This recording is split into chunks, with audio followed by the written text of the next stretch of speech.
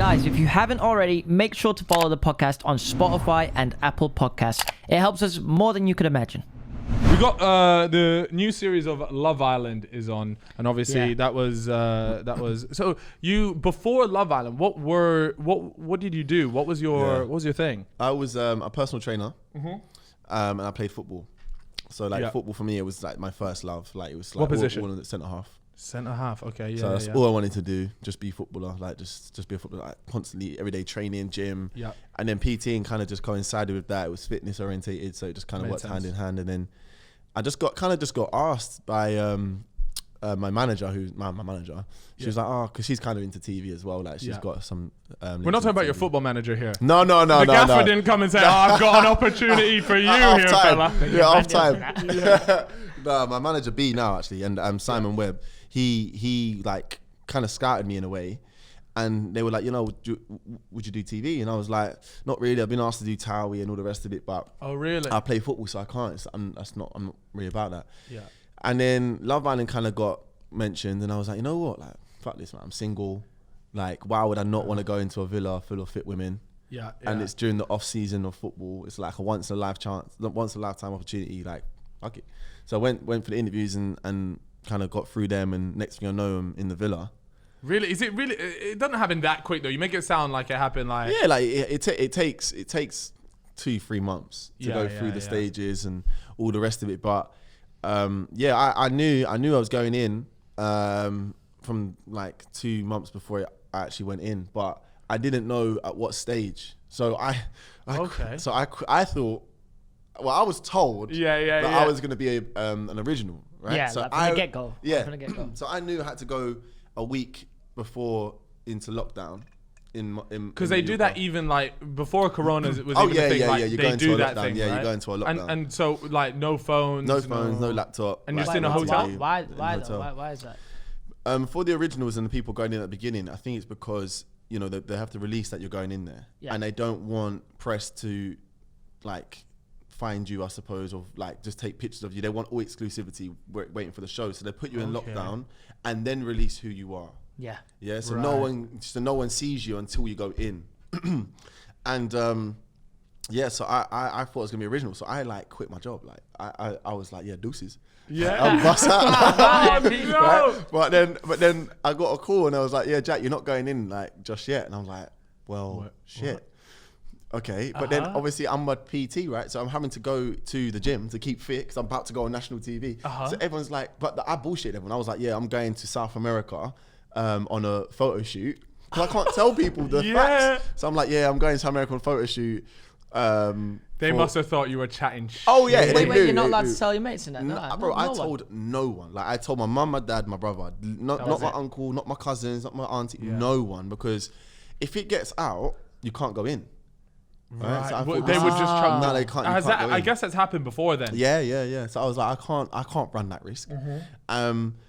So yeah, I remember just having to go into the gym like every day, and people were like, oh yeah, like when you flying out? I was like, yeah, the director got caught up in Australia, so I've got to wait a week. Yeah, genuinely, that's just shit I was saying, it was jokes. And then I think people started clocking on, and then like people were like, you're definitely going on Love Island. Oh really? So what? Actually, people just had a No. hunch that. Well, people are not like my friends aren't stupid. Yeah, they've been yeah. saying throughout like the whole year, oh, you should do Love Island. Like you'd be wicked on Love Island. And then 2 weeks before the actual Love Island begins, I've quit work. Like it's a bit suspect. Sus. Yeah. So and then literally just I dipped out, and it's funny because I didn't tell one of my closest boys, and he called me, and I'm on the way from the airport to my lockdown hotel. Yeah, he's like, yeah, bro, do you want to come round for some food later? I'm like, bro, I can't really. I'm just with my mum at the moment, just chilling with my mum. He was like, oh, okay, cool, I'll see you tomorrow. And I was like, yes. Well, you'll see me tomorrow. Yeah. I won't see you tomorrow. Yeah. But no, it was a sick experience, man. I mean, lockdown, the hotel was an experience. Yeah, that was an experience. I was in a German hotel.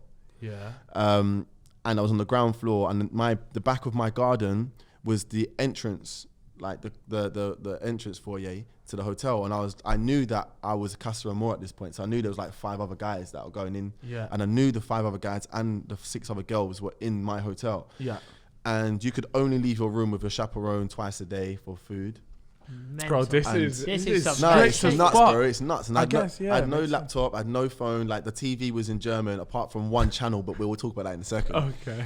And I remember every day, I was trying to push the leaves out the way at the bottom of my garden. I was trying to see what my competition was. Yeah. But I didn't see in the end. But no, it was a sick experience. And then I woke up and my TV was all like German. Yeah. But the only channel I had was ITV. What was Piers Morgan on? Good Morning Britain. Good Morning Yeah. Britain. What yeah. channel was that? Do you know? Fuck no. I think it wasn't it ITV. I think it is ITV, and I was watching him every morning because that's the only one I could watch, and he was going like just cussing out all the Love Islanders, like cussing out No every way. single one. And I was sitting there going, bro, I'm about to be one of them Islanders that you're about to cuss out. I was like, oh my god, but no, it was sick. That's funny. It was sick. So you're in this hotel, Mm. and then like in a week's time, and because Casa Amor, to anyone that doesn't or maybe doesn't really follow it too much with Love Island, it's essentially like midway point through the show, right? It's about midway, and all the boys get put into a villa with a new set of girls, and all the girls, I think they just stay in the main villa, in the villa, normal yeah. one, and a bunch of the new guys come in, Yeah. and it's about like who's staying with who and whatnot. And they've just sort of gone into that phase Yeah, right they have, now they in have. this season. It's like a of Love test of Island. faith, innit? Because like you've got a Yeah. bunch of the boys who've already hooked up with the original girls, Yeah. and then you just send everyone away, and it's like, yeah, who's gonna? It is a bunch of, here's six. A test of fucking- loyalty. Here's six pengers just Going at it. man. Pengers, I ain't heard that in time. what are you gonna do? Pengers. Yeah. Like on the current show, where you've got one man who's got a girlfriend with the magnetic bracelets, What is and he then they doing? put him in a new villa, What's he doing? Oh, and yeah. then he sat there in the interview room like, yeah, I don't know, there's a couple here that are my type. I'm just sat there like, you fucked it. I've got a question. You see how in these interviews they're always spewing out the same like sayings like he's turned my head, my type on paper, all those things. Yeah. They must give you prompts Gotta to be, say mate. that It's shit. gotta There be, is no innit? way that it gotta comes be. to your head like Like, that. have you ever used these terms? Never Never in my it's life. mad because like you walk into that villa and it's like suddenly like a spell is on you and you're just like, oh mate, should I put all my eggs in one basket? I don't know because my head is turned, but So wait, that just bro, off I don't know. the top of your head. I think you just everyone's just it's a weird one, Yeah. like because you do hear the words and the expressions being said a lot, and it's like they're plastered all over the walls a little bit. So maybe just subconsciously, but yeah, I mean, I remember when I was in it, I tried to stay clear of it. Yeah. I tried to consciously stay clear of it because I was like, I don't want to be that guy. You don't want to say that But shit. I remember watching the show because obviously I was watching half before I went in for the second half. Got you. And on the terrace bit, there's like loads of pillows where the girls sit after they do their makeup or whatever, and the guys go up there sometimes. And every single time someone goes up there, someone just grabs a pillow. It's just natural. He just grabs a pillow. And Ian Sterling, like the commentator, just used to rinse everyone, right? Yeah. And I remember I went in there and I was having a chat with Laura and I sat on the terrace and I grabbed the pillow and put it. And in my head I was thinking, Ian's definitely gonna rinse you for Yeah, this. yeah. I was like, oh my days. But yeah, it was just really cool just walking in there like for the first time as well. Like that was the first time I've really got nervous about it. Because going up to there, up to that point, I was just like, this is just gonna be vibes.